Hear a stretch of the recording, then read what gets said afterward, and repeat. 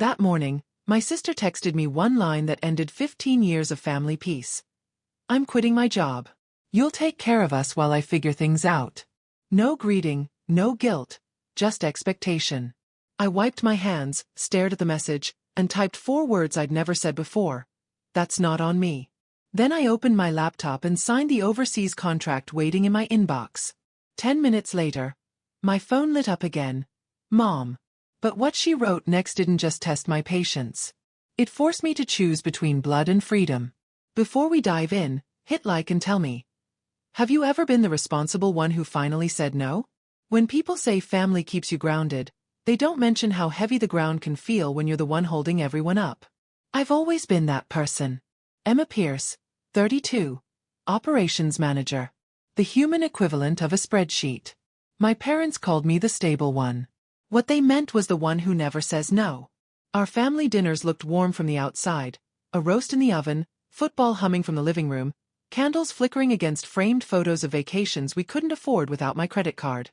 But beneath the calm, everything was measured. My time, my paycheck, my patience. Mom would pass the bread and say, "You know, your sister's creative spirit just needs support right now." Translation. Jenna's latest failed dream had a new invoice attached. Dad would grunt from behind his beer. "Emma, grab the check, will you?" As if it were tradition carved in stone. And Jenna, hair perfectly undone, voice syrup sweet, would smile like she'd earned another subsidy. I'd sit there pretending the math didn't sting. The rent I quietly covered, the insurance, the vet bills for her dog I never met. My phone was full of reminders labeled family bills. A list that used to make me proud. It meant I was useful, dependable, the glue. But lately, that glue felt more like handcuffs. Mom liked to say family evens out in the end. She never saw that even meant I bled a little more every time someone else made a mess. I told myself it was temporary, that Jenna would finally get her act together. But she never did. And somehow I was always the safety net. Even Mike, my boyfriend, patient and kind, had started to notice. "You know they don't love you because you fix everything, right?" he'd said once. "They love you because it's convenient." I'd laughed it off, but his words stuck, quiet and sharp. The last Sunday dinner I went to, I remember Jenna breezing in 20 minutes late, wearing an outfit that cost more than my week's groceries. Mom hugged her like she'd returned from war.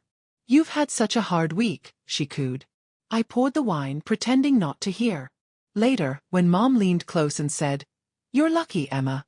You don't need anyone to take care of you," I smiled the way people do when they're swallowing fire. That night, I opened my notes app and scrolled through the debts again.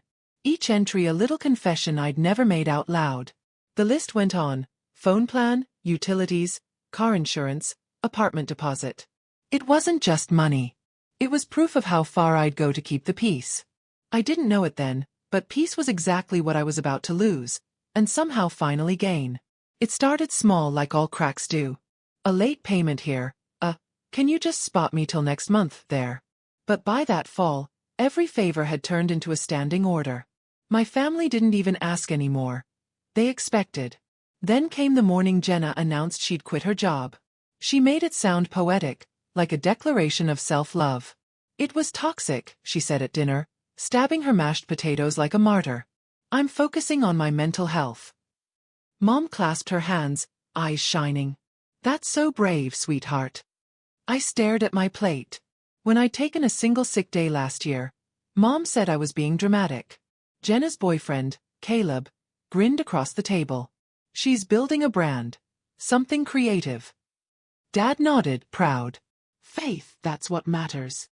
I wanted to ask if Faith could pay rent, but I bit my tongue. After dinner, Mom pulled me aside in the kitchen.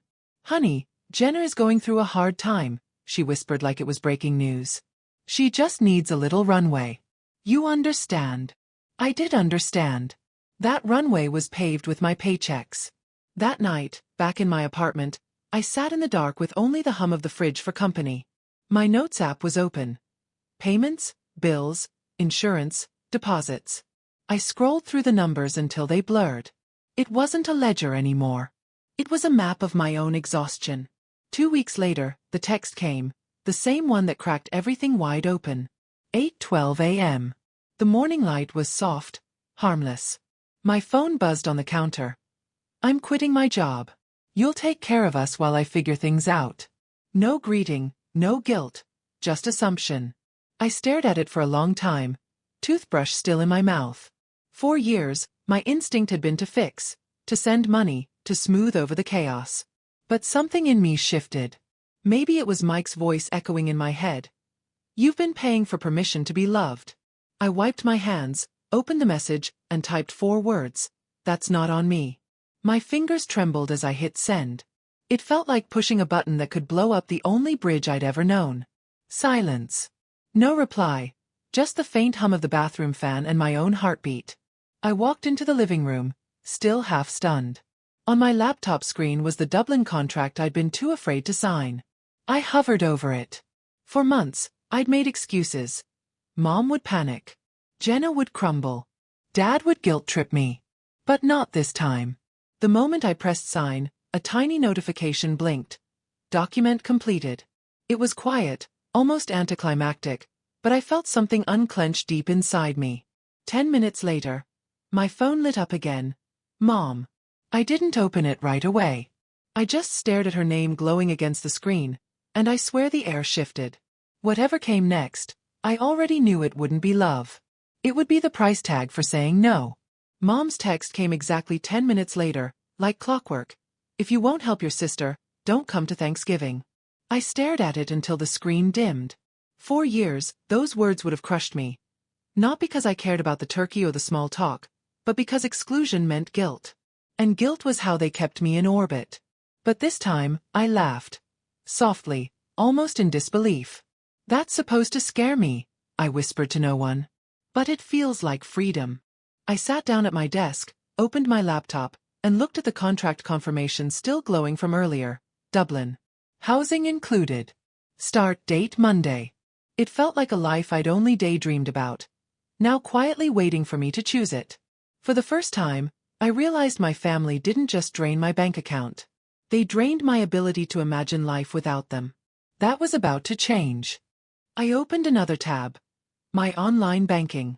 My pulse quickened, not from fear, but focus. One by one, I scrolled through the recurring payments I'd carried for years. The family phone plan, Jenna's car insurance, utilities tied to my parents' house. Cancel. Remove. Deactivate. Each click was small but seismic. I half expected lightning to strike or Mom to burst through the door. Instead, there was only silence. Clean, almost peaceful. My phone buzzed again. A voicemail from Aunt Rose. This time, sweetheart, family gives and receives. Maybe you can give a little more this season. God will bless you back tenfold. Delete. Mike called later that night. His voice was warm, steady. You did it, didn't you? I think so, I said. I finally said no. You didn't say no, he corrected gently. You said yes to yourself. That line stuck. After we hung up, I started a new document labeled Exit Plan. I typed it in bold. Underneath, I listed every step like instructions for survival. Remove my name from their phone plan. Unlink Jenna's car insurance. Cancel utilities at the parents' house. Freeze shared credit lines. Transfer savings to a new account.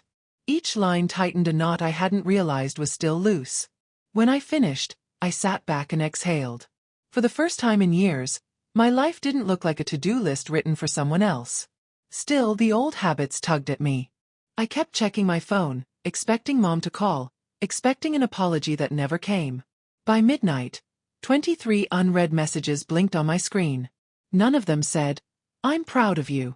Most said some version of, "You'll regret this." Maybe I would, but regret, at least, would finally belong to me. As I shut my laptop, the Dublin contract notification blinked again. Flight confirmed. 5 days. I whispered it out loud, testing the sound. 5 days till freedom. Mom didn't wait long to escalate. By the next morning, my phone was a war zone. Group texts, missed calls, guilt dripping from every message. Mom. Family meeting tonight. Dad. We expect you here at 7. Jenna. Don't make this harder than it already is. It was astonishing how fast they could turn "please help" into "how dare you." I stared at the screen for a long time before typing the simplest answer of my life. I won't be there. Almost instantly, The typing bubbles appeared. Mom, you will. Jenna, you're unbelievable. Dad, watch your tone. I silenced the chat and turned my phone face down. The quiet felt holy. At 6:52 p.m., the doorbell rang anyway. When I checked the peephole, Dad stood there, still in his work shirt, jaw tight. Open the door, Emma. No. Don't play games. I'm not. He muttered something under his breath about disrespect, but I didn't move. Finally, the footsteps faded down the hall. I locked the deadbolt twice, leaned against the door, and let out a shaky breath. They weren't coming to talk. They were coming to win. The next day, Mom tried a softer weapon. A voicemail. Her tone sugar-coated and trembling. Sweetheart, Jenna's trying her best. She needs a little support. Just this once. Think about what family means. I deleted it halfway through. By evening, I got a FaceTime call. The family conference. I almost didn't answer, but part of me wanted to see their faces. Wanted to finally stop pretending. When the screen lit up, all three were there. Mom in the kitchen, Dad at the head of the table, Jenna beside her with swollen eyes and perfect lighting. Caleb hovered in the background, pretending to fix something on his phone. Emma, Mom started softly. Can we please talk like adults? I thought that's what I've been doing, I said. Jenna jumped in. You embarrassed us. You made me look like a beggar. I didn't make you anything, I replied. You sent a demand and I declined. Her lips trembled. You don't believe in me. You never have. That one stung. Not because it was true, but because it used to work. Jenna, I said carefully. Belief isn't a bank loan. Caleb chuckled, low and condescending. She's so uptight. No wonder you're single half the year. My voice didn't rise. Caleb, do you even hear yourself? He smirked. Just a joke. Mom cut in sharply. Enough. Emma, your sister's business could change her life. She just needs someone responsible on paper. Dad leaned forward, hands clasped. It's not even risky. It's a small loan. 150 tops. You'll co-sign. That's all. That's all. I repeated, letting the words sink in. You're asking me to guarantee a $150,000 loan for someone who quit her job last week. Mom's voice hardened. Don't be dramatic. We raised you better than this. I felt something snap.